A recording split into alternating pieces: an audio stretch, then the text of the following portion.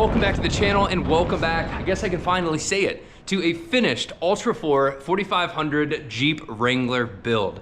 I am so excited to turn this camera around and show you guys what we have built, but I first want to apologize for the lack of content over the past month and a half. When I say there's been no time to edit, there has literally been no time to edit.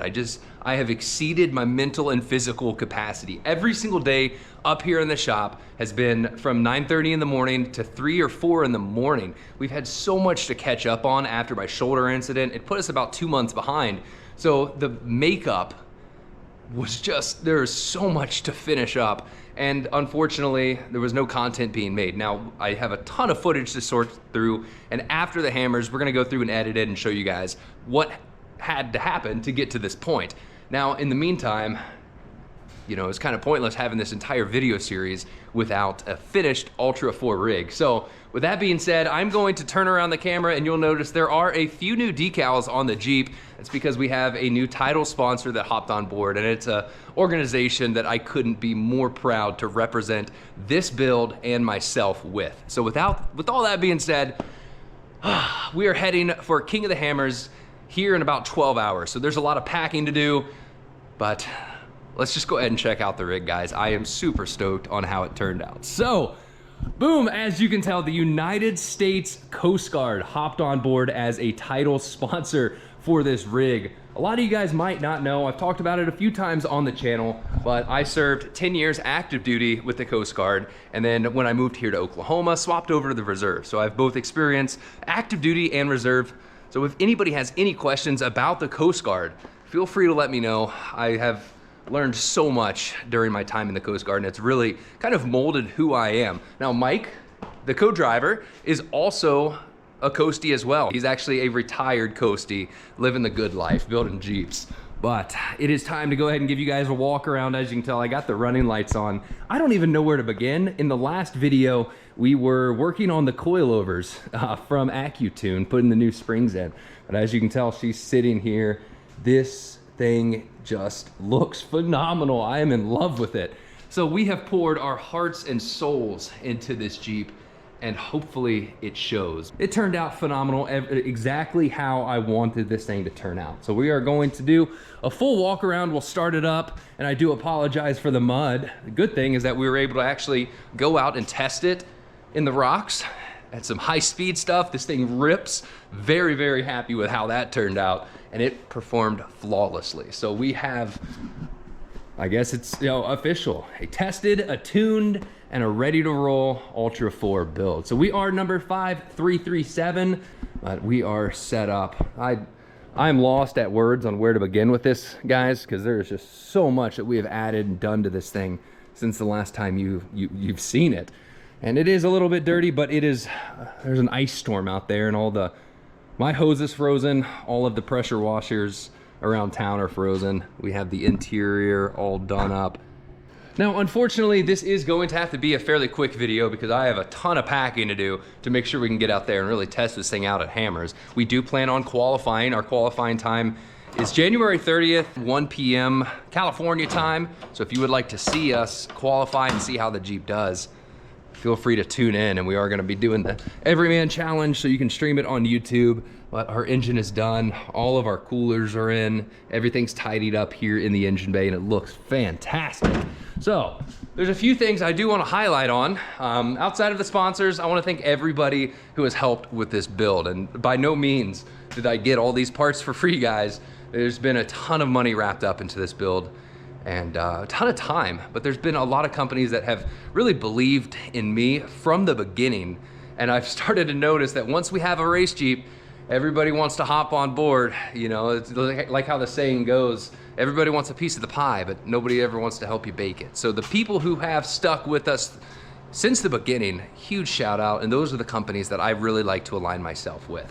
Now, what I am most proud about is how well this thing just operates and how clean and simple it is to work. So a lot of race cars, there is a ton of switches, a ton of buttons that you have to do in order to make it run right. Now we do have multiple panel here, but this is a one button race car. So if you want to start it and drive it around all day, we have our ignition button.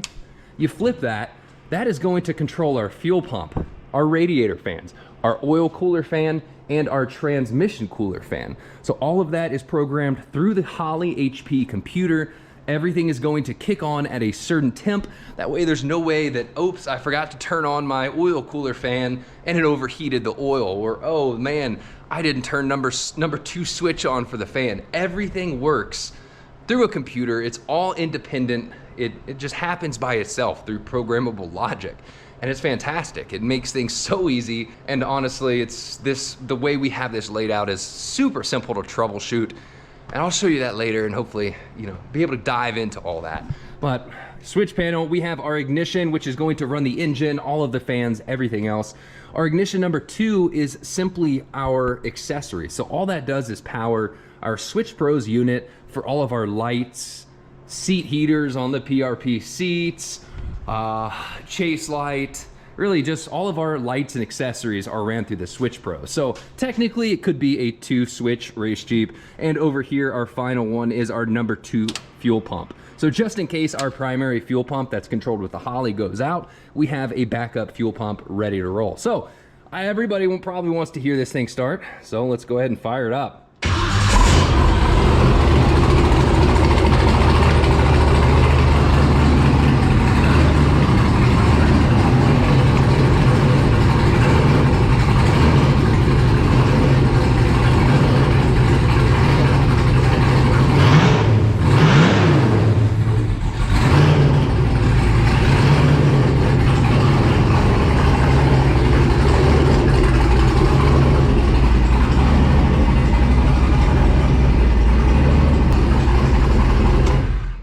Now, before I smoke myself out of the shop, it's no cats, it's race tune. She smells a little bit in here, but wanted to show you guys the e-stop. So the primary way to kill the engine would just be to kill the ignition, but as you can tell, the e-stop actually kills all of the power to the engine, fuel pumps, Switch Pros, with the exception of the winch, radio, GPS, and our little our light up there. That way, if something does go south, you mash the e-stop, all of your primary electric is killed, but I wanted to leave the light on there as well as the GPS and radio. So if something's really bad, we're flipped over, we caught on fire, we have a light to be able to get out of the Jeep, we have our GPS to know where we're at, and we have our radio to be able to call for help. If you have your kill switch or your e-stop kill everything, in a worst case scenario, if you're using an e-stop, usually there's a big issue and you need your location and you need a way to call for help. So those items are super important to make sure they're still on when you hit the e-stop. So to reset the e-stop, all we have to do is twist the knob, and there is a button back there, yellow button that we hit to re-engage it. So while we're here, we are going to go ahead and show you a few little features I've added of creature comfort. So we have a reverse light camera, or a reverse camera. Normally, well, we don't have power, that's why. So let's go ahead and reset that e-stop. And this video is probably going to be all over the place just because there is so much to show you guys, just the huge amount. We have our H3R, nice max out dry chem fire extinguisher with a quick detach billet bracket right here between us. Air pumpers, we have our rugged radios, intercom system for the helmets, our radio, went with the Garmin GPS, very nice system. But let me show you what, so yeah, you throw it in reverse and we have a reverse camera, which is extremely handy because, as you can tell, there's no way to look behind you. And when you're strapped in with your harnesses, Hans device, you really can't tilt your head out the window at all to see things. So there's going to be a big learning curve on this GPS unit. Need to figure out how to use it, how to add waypoints and all that, but it is up and running, and you know, having stuff like the reverse lights, or reverse camera is super handy. So we have into reverse, had to add a little micro switch into the winter shifter, which powers up our reverse camera, as well as automatically powering our reverse lights. So pretty much my goal for this was to build a race car disguised as a Jeep. You know, it's not it's almost harder building it to look like a Jeep and operate like a production car than it is to turn this thing into a buggy and just have switches everywhere. So this thing is almost, I don't want to say fully automated, but hey, pretty much. So we'll show off some of the lights, our low beams, and of course we have our running lights. We have our side cowl running lights, our chase lights, as well as our tail lights. We can turn the reverse off. And all of these come on with ignition. Brake lights are always on. So that's direct to battery. So I don't even know if you can see them flashing back there, but brake lights work. And we have our high beams. High beam circuit ties in to our headlight high beams, as well as our cowl lights up there. So man, she is bright. These are the new Harbor Freight Road Shock lights that were debuted at SEMA. So a big shout out to Harbor Freight for giving us the opportunity to put them on this rig for King of the Hammers and see how they work. You can't even buy them at stores yet. So that is like, I was blown away that they wanted to put them on our rig, and they are extremely bright. They look fantastic. These are the 4 LED spot flood combo. And down here we have the 6 LED. These are low and high beams. Kids are calling me. Hey. I have a surprise for you. What is it? It's a surprise. Where was I? We have all of our forward-facing lights, and another really, really cool thing. I forget where it's at. I need to label my Switch Pros. But we have the DNC design cowl lights for the JK. So a lot of this stuff on this Jeep you could do to your Jeep Wrangler. You know, we are running. Hey. If you come down in 5 minutes, the surprise might be cold. All right, so I gotta run down to the house, see what my surprise is. But these are the DNC design JK cowl lights, super bright. As you can tell, like looking out to the side, I'll have to show you once we're out in Johnson Valley, but these things throw a ton of light right out there to the side. And like I was saying, a lot of this, you know, outside of all the race specific stuff, but we are running the JK 3-link cross member from Clayton Off-Road in both the front and rear. Had to make quite a bit of changes to make it work in the rear, but Clayton Off-Road links, out of hand fab bumper, out of hand fab rock sliders, custom made, extended just a little bit to work with our corner armor. This is the RPM steering stretched corner armor. Shocks tuned from AccuTune Off-Road. Our advanced driveline 40 spline axle set, both front and rear, full float 14 bolt in the rear. Super Kingpin setup on the front, race line, Rhino beadlocks, Nitto tires, RPM steering, PSC hydro assist, big bore box, LS3. All of this is, you know, not compatible, but a lot of the builds that you see people doing with their Jeeps, a lot of these same products can be used on both a race Jeep as well as a really nice Jeep. So I still have a ton of stuff to catch you guys up on, but I wanted to put out a quick video showing you guys what this thing turned out to look like. I am super happy with it.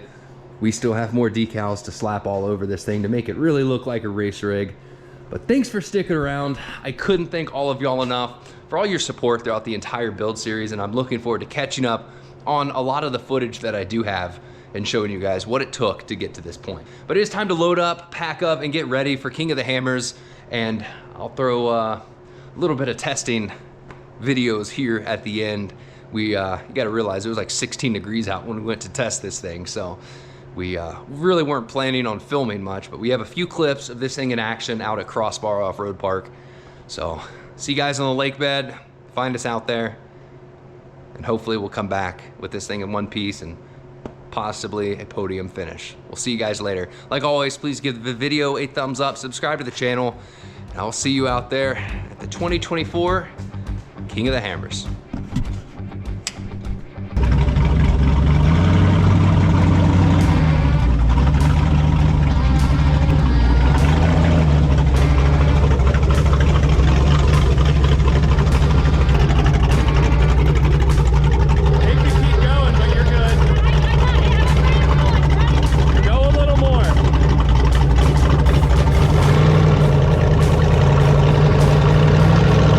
Thank